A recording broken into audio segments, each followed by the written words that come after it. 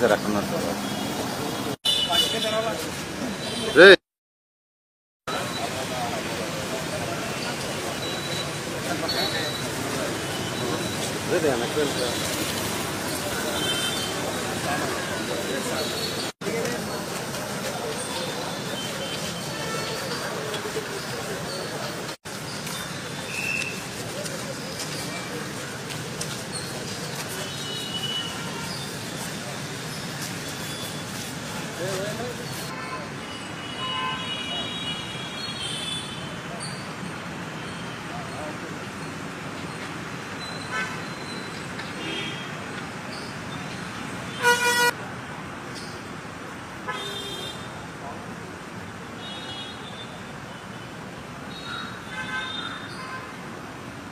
Kadapa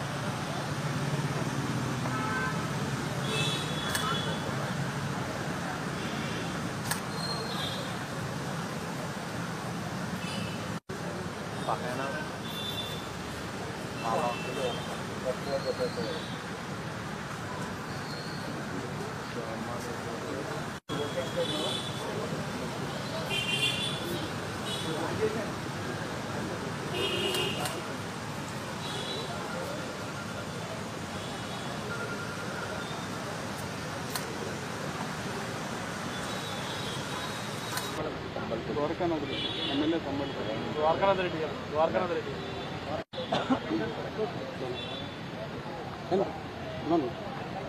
sir ఇప్పుడు లోపలికి వెళ్ళొచ్చారు కదా, ఆయన ఆరోగ్య పరిస్థితి ఎలా ఉంది? ముఖ్యంగా ఆయనకి ఏదైతే డైరెక్షన్ కోర్టు డైరెక్షన్ ద్వారా ఇచ్చే ఫెసిలిటీస్ అన్ని కొనసాగుతున్నాయా లేదా ఏమి అందిస్తున్నారు? ఎలా ఉన్నారు? వాస్తవం చెప్పాలంటే ప్రస్తుతం కోర్టులో ఆర్డర్ ఇచ్చినా కానీ ప్రతిదీ కూడా ఏలు పెట్టి చూసే పరిస్థితి కనిపిస్తా ఉంది. అక్కడ మమ్మల్ని ఏ రకంగా కానీ మిథున్ రెడ్డి గారిని ఇబ్బంది పెట్టాలా, ఏదో ఒక దేశద్రోహం లేకపోతే ఆయన ఏదో టెర్రరిస్టు మోవైస్లో ఆ మాదిరితో ఇబ్బంది పెడతా ఉన్నారు.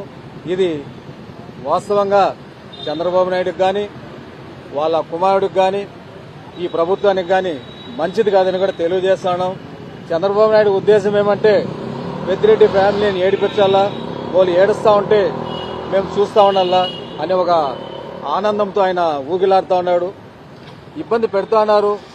మేము ఇద్దరు మాట్లాడాలంటే మా పక్కన నలుగురు నిలుచుకుంటే కనీసం మేము మాట్లాడడానికి కూడా స్వేచ్ఛ లేని పరిస్థితి. ఈరోజు ఆయన ఏమి తప్పు చేశాడని అడిగేదానికి కూడా మేము ఏదైనా పర్సనల్ గా ఒక మాట మాట్లాడాలంటే కూడా నలుగురు పోలీసులు పక్కన నిల్చుకొని మేము మాట్లాడే స్వేచ్ఛ కూడా లేకుండా ఈరోజు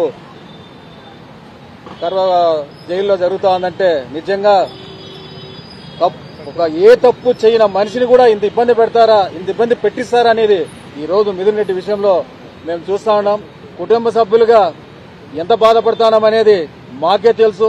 ఇలాంటి శత్రువుకు కూడా ఇలాంటి పరిస్థితి రాకూడదని అనుకునే వాళ్ళం మేము. ఏ రోజు మా వల్ల ఏ మనిషి కూడా ఇబ్బంది పడిన వాళ్ళు లేరు. కష్టంతో పైకి వచ్చినాం.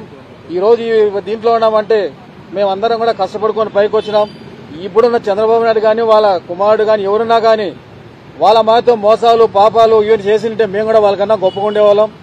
కష్టపడి పైకి వచ్చిన దానికి కష్టంతో ఉన్న నిక్కచ్చిగా ఉన్న దానికి ఈ రోజు భగవంతుడు ఏదైతే మా మీద కచ్చి సాధిస్తున్నారో వాళ్ళందరినీ కూడా భగవంతుడు చూస్తాడనేది కూడా గ్యారెంటీ.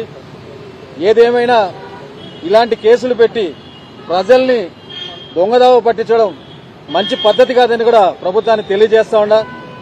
మీరందరూ కూడా ప్రతి ఒక్కరూ కూడా ఎవరైనా ఫలానా మనిషి పని చేసినాడా చేసింటాడా ఏ కేసైనా ఉందా ఏ సెక్షన్ అయినా ఉందా అంటే ఎవరైనా కానీ మేధావులు ఉన్నారు, వాళ్ళ ఛార్జ్ షీట్ ఉంది, ఎఫ్ఐఆర్ ఉంది, అన్నీ ఉన్నాయి, చదవండి. ఒక్క దాంట్లో ఆయన పేరుంటే మీరు అరెస్ట్ చేయండి.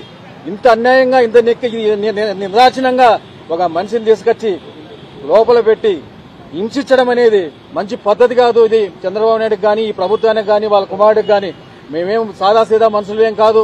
మేము కూడా మీకన్నా ఎక్కువ కష్టపడి అన్నిట్లోన మీకన్నా ముందు నుంచి కూడా మేము కాంట్రాక్టర్లుగా అన్ని చేసి పైకి వచ్చిన వాళ్ళం. మీ మారితో దొంగదా వల్ల మేము పైకి వచ్చిన వాళ్ళం కాదు.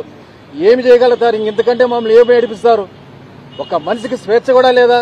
నువ్వు మటుకు లోపల ఉన్నప్పుడు మీ మీడియా అంతా ఏం చెప్పింది? దోమలు ఎత్తుకొని వచ్చి కూడా ఆయన మీద వదిలినారు, అది ఇదని కావాల్సిన కథలు చెప్పి కన్ను బాగాలేదని ఆపరేషన్ చేసుకోవాలని వెళ్ళిపోయినావు. నువ్వు మళ్ళీ పోయి నువ్వు ప్రీ బెయిల్ చేసుకున్నావు. ఈరోజు ఏ కేసు లేదు, ఏం లేదు.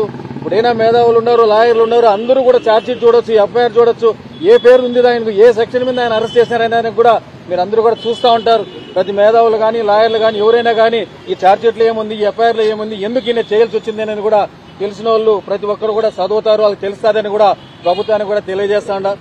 కానీ ఇదైతే ప్రభుత్వానికి కానీ ఇప్పుడున్న ముఖ్యమంత్రికి కానీ వాళ్ళ కుమారుడికి కానీ ఎవరికైనా కానీ ఇది మంచి పద్ధతి కాదు. ఒక్క సామాన్య వ్యక్తి కాదు, కష్టపడికి వచ్చిన వ్యక్తి, మీకన్నా బాగా అందరితో ప్రజలతో మంచి పలుకుబడితో మంచి పేరు తెచ్చుకున్న వ్యక్తిగా ఆయన ఉన్నాడు. అలాంటి వ్యక్తిని తీసుకొచ్చి ఈరోజు ఇన్ని ఇబ్బందులు పెడుతున్నారంటే మాట్లాడేదానికి కూడా లేదండి. మేము మాట్లాడాలంటే నలుగురు పక్కన వచ్చి నిలుచుకుంటే ఏం మాట్లాడతామండి? సాధారణ ఖైదీ కింద వస్తున్నారా? ప్రస్తుతం లోపల ఫెసిలిటీస్ ఎలా ఉంది? సాధారణ ఖైదీ కన్నా వాళ్ళు ఏదో ఇంట్లో వాళ్ళు పోతే ఇద్దరు మాట్లాడుకునేదానికి అవకాశం ఉంటుంది. మేము పోతే మా వెనకలు నలుగురు మనసులు పెట్టేసి ఈ పక్క ఒకరు ఈ పక్క ఒకరు ఈ పక్క ఒకరు టైం అయిందండి. ఏం మాట్లాడతామండి? ఏం మాట్లాడతారు? ఎందుకు ఇంత కక్ష సాధిస్తున్నారు చంద్రబాబు నాయుడు? నాకు అర్థం కావడం లేదు. సెక్షన్లు పెట్టారు, కేసులు పెట్టారు, కేసులు చూసుకుంటారు. ప్రభుత్వం ఏ రకంగా చేయాలి ఆ రకంగా చేయాలి. కానీ ప్రతిదీ మేము కోర్టు నుంచి ఆర్డర్ తెచ్చుకుంటే కూడా ఈ ఆర్డర్ మాకు రాలేదు, ఇంప్లిమెంట్ కాలేదు, మాకు చేరలేదు, పట్టలేదని వీళ్ళు మాట్లాడుతూ ఉంటే చాలా బాధాకరంగా ఉంది. ఈ మాదిరితో చేయడం చంద్రబాబు నాయుడు కానీ వాళ్ళ కుమారుని తగదు. ఈ భగవంతుడు ఉన్నాడు, భగవంతుడు చూసుకుంటాడు. మేము ఏదైనా కానీ ఖచ్చితంగా నిలుచుకుంటాం.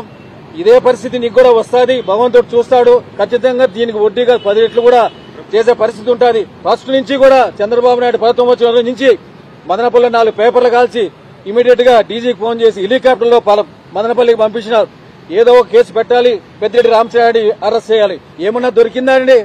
ఏమన్నా దొరికిందా? మీకు ఒక ఆధారం దొరికిందా?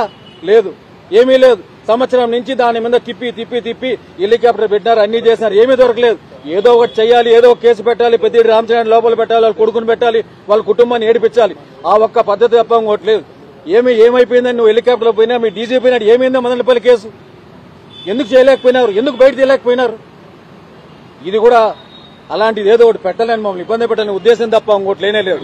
ఏ సెక్షన్ మీద అతను అరెస్ట్ చేసినారు, ఏ ఉంది దాంట్లో అరెస్ట్ చేసినారు, ఏం తప్పు చేసినా అరెస్ట్ చేసినారు ప్రతి ఒక్కరికి తెలుస్తుంది కదా.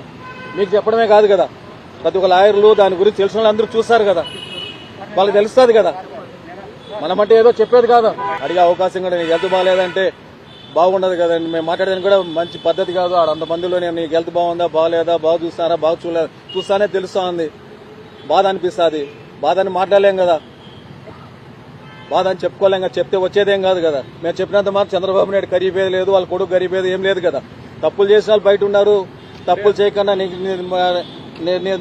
గా ఉన్న ఒక విధ్వంసకరమైనటువంటి పరిపాలన ఈ సంవత్సరంన్నరగా పరిపాలన సాగుతూ ఉంది. ఎందుకంటే గత పరిపాలనకి ఈ పరిపాలనకి ఒక సంవత్సర కాలంలోనే ప్రజలు గమనించున్నారు. ఒక మిథున్ రెడ్డి గారిని అది ఇంకొక నాయకుడిని జైలులో పెట్టినందుకు మాత్రాన మీరు వైఎస్ఆర్ కాంగ్రెస్ పార్టీని అనదొక్కలేరు. ఎందుకనంటే ఇవాళ ప్రతి ఒక్కరు కూడా చైతన్యవంతులయ్యారు. ఈ కేసులు ఎందుకు పెడతా ఉన్నారు, ఏమీ ప్రమేయం ఉందని పెడుతూ ఉన్నారు, ప్రతి ఒక్కరు కూడా గమనిస్తూ ఉన్నారు. ఇవాళ ప్రతి ఒక్కరూ కూడా వైఎస్ఆర్ పార్టీ పరంగా మిథున్ రెడ్డి గారి అరెస్టును తీవ్రంగా ఖండిస్తూ ఉన్నాం. ఎందుకంటే అన్యాయంగా ప్రమేయం లేనటువంటి వ్యక్తుల్ని ఇలా మీరు ఎవరన్నా మాట్లాడితే నాలుగు కోస్తానంటాం, జైల్లో పెడతానంటాం. ఈ పరిపాలనని ప్రతి ఒక్కరు కూడా ప్రజలు చేదరించుకుంటూ ఉన్నారు. తక్షణమే ఎందుకనంటే ప్రతి ఒక్కరు కూడా ఈ రోజున చైతన్యవంతులు అవుతూ ఉన్నారు. ఈ ప్రభుత్వ పరిపాలన మీద ఎలా పక్కదారి పట్టిస్తూ ఉన్నారు, పరిపాలన పక్కదారి పట్టిస్తూ ఉన్నారు.